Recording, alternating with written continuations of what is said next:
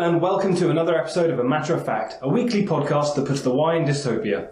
With me this week, I have Jason Richardson. Hello. Joe Doherty. Hello. And Laura Stevens. Hello. And I'm your host, Kirby Rawstorm. The game is simple. Each week, there is a different topic consisting of 5 rounds. We've spent the week researching and brought our favourite facts to tell the others. Whoever has the most popular fact wins a point, and whoever gets the best out of 5 is the overall winner.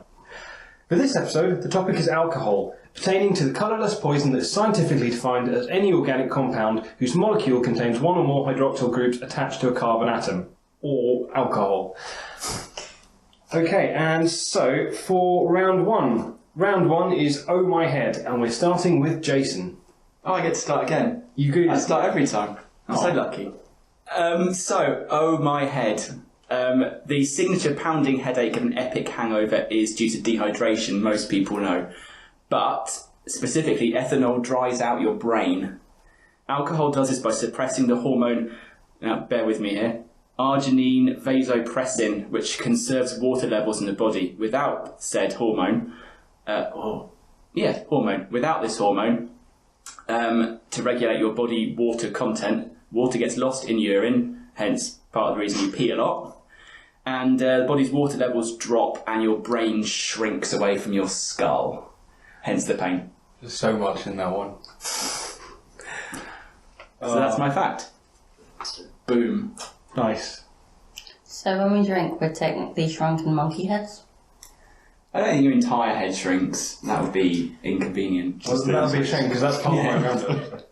Just the important part. Stretching the connections to the skull and being disgusting. Yeah, it's not surprising it hurts. Yeah, I can imagine. You can imagine a hangover. Yeah, It's been a long time since I've had a really bad hangover. I'm probably overdue one. I tend not to get them too much. I just wake up a bit groggy and moody. Challenge accepted. No, you don't need. I wasn't challenging anyone. Challenge accepted. I drink in moderation and in accordance with the law, of course. So, I'm at 2 days since last hangover, so 2 days since the last hangover. What was the occasion? a friend got a job. Oh, that's cool. Yeah. Oh, cool. Yeah. Nice. Big important job. Awesome. There you go, so we celebrated. It was fun. Well done. I'm A glad. good time was had by all. Except the day after when you had a terrible hangover. Yeah. It wasn't a terrible hangover, it was just unpleasant to be at work staring at a bright computer screen. I was going to say, did you go to work? Because that's the thing. Oh, yeah. Especially Do you because I'm always being... go in if you're... Yes. I try to avoid it, but yeah. Yeah. Especially as I'm being recorded. But no, the cost of hangovers on the economy is something ridiculous, and it's millions. I read this. Yeah. Billions. Yeah. I guess Oh, that's this the sounds global quite economy. When you say cost on the economy, do you mean people not going into work? Or People do you mean... not going into work, and then also their actual Lack of productivity to go into work. Yeah, and how poor they are. And also those that are hanging or insufficiently hydrated the next day are more accident prone as well, so you generally lead to falling over a lot more and pouring hot water up your arm and falling up the stairs. These are definitely not injuries I have incurred at work ever. Well, there's blame, there's a claim. Yeah, I'm probably to blame. Cool, alright. And we will move on now to Joe's fact. So, facts about hangover cures, or specifically Bloody Marys. And does it actually cure hangovers? Yes, because it's got vodka. So basically, Okay. alcohol. Facts. Done. Not so much more than any other alcohol, though. Basically, any alcohol will do. It'll basically just get you drunk again. To get rid of the hangover. Yes. So you're... Basically, Re-drunkifying. Yes, re-drunkifying. Which I think is a perfectly good word. Yeah. I've had people theorise that it was because it had those more vitamins in the There's tomato the juice than anything vitamins, else. there's the electrolytes, there's the salt levels. Oh, there's salt in the Bloody Mary, isn't it? I haven't really drunk them. So. Then you've got your tomato juice, which has all your vitamins and minerals, etc. You've got the salt in it. You've got the Tabasco that helps with sort of reigniting sort of flavour, etc.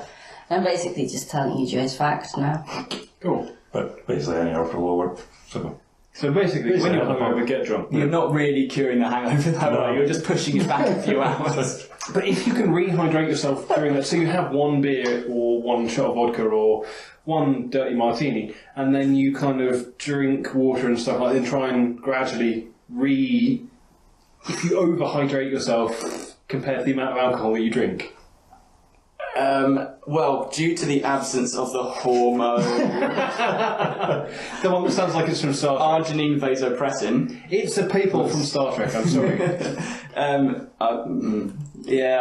don't. But you say it's not curing the hangover, it's just postponing it. Isn't all medicine just postponing death? Wow, that's deep. So, like... Hemorrhoid cream probably. You die. It also doesn't cure... It doesn't cure death either, no. Yeah, I guess it depends on whether you can die of hemorrhoids. Like, if your entire arse fell out, then there's a chance. Oh, that sounds like a book, The Man Who Lost Her. You can write that one. That's a terrible Doctors this week. This is the next Ruffalo. I cannot sit on a chair. I cannot sit anywhere. I've lost all of my arse hair. Cool. And because it's baking here, let's move on to Laura. Okay, so I decided to go on a very different tact on my head. I decided to talk about the last drink that was given to execution. Ooh. To execution. Yeah, to execution. The last drink that was given to people on their way to execution, specifically in the 1750s when they were going from Newgate Prison onto Tyburn, which is a 2 mile-ish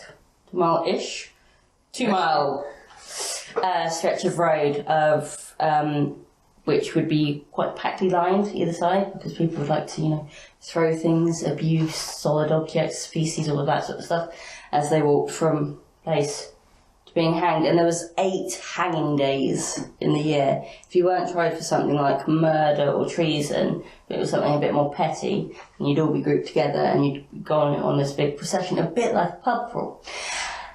And then you would go along this road. You'd first stop at this church called St Sepulchre's Church, and then along the way there were 2 public houses. There was the Mason's Arms, which was the last place that the prisoners... Executionees, this is the word my brain is... The condemned, thank you, Kev.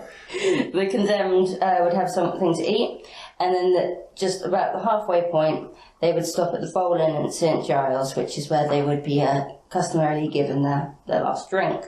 Obviously, this was a precarious thing to do, because these people might try to make a run for it. So, to this day, the cellars of the pub still have manacles on the walls, which show that the prisoners enjoyed their last pint in unusual conditions. Having finished up their last pint at said pub, they would customarily and traditionally yell, "I'll buy you a pint on the way back," before carrying on to the gallows. Oh, the lols they had. Oh. I was going to say, to me that just sounds like Torture Garden or something like that. One of those fetish pubs. Pubs. I was thinking manacles just seem like small mannequins. Like child mannequins. I know what you mean. Mannequins. Yeah. The mannequin. Or possibly a child one. You didn't have to be a midget. Well, that's true, and also you're not really allowed to say midget anymore, are you? Midget. I think you can. Isn't it small people? Yeah, they prefer that, but what are they going to do? Headbutt you in the groin? No, if you hear them at arm's length. Cool. Alright, that was a good round there. So, for round 1, are we going to go with Jason's Shrunken Heads, Joe's Bloody Marys, or Laura's Stop Before the Chop? Have you gone yet? Kirby's the quiz master. Have you not done this before? Not with 4 people. No, there's 3. We did this last time, didn't we? Last time who was it that needed explaining last time? But it was Phil last time. It was Phil last time, no, sorry. Jason was here when we had to do it as the 3 of us. I've only ever done 3 ways before. Right. Yeah, no, basically now, thanks for listening to the show, by the way. I no longer listen, I no longer do it. Even Joe knows, come on. Yeah, basically, I host, and then you guys do the thing, and that way it kind of splits the whole 3-way tie. Soz. Yeah. That's right. Cool. I'm partial to Bloody Mary, so I'm tempted, but Everyone loves a good hanging, so stop full drop. Looks a good hanging, I do. What's that? Robin Hood, Prince of Thieves, isn't it? The only line I know from that is, I'll cut out your heart with a spoon. Why? Because it'll hurt more, you idiot. Oh, God bless Alan. We are sat next to the Sheriff of Nottingham. That's what I'm playing as. There's a passing resemblance. Cool. With that, would the Sheriff like to vote? I quite like the Shrunken Heads. Yes. I say Shrunken Heads, Shrunken Brain. Yes. Okay, cool. And Laura? I can't stand Bloody Marys. I've got to go with Shrunken Brains because I don't believe in voting for myself. Sadly. Someone had to do it just so that the stigma was gone. I'm sorry. Now, seeing as I can't vote for myself, as I love to do, I'm going to go with Joe's Bloody Marys. So, the winner of that round is Jason. Yay! Hey! Go me.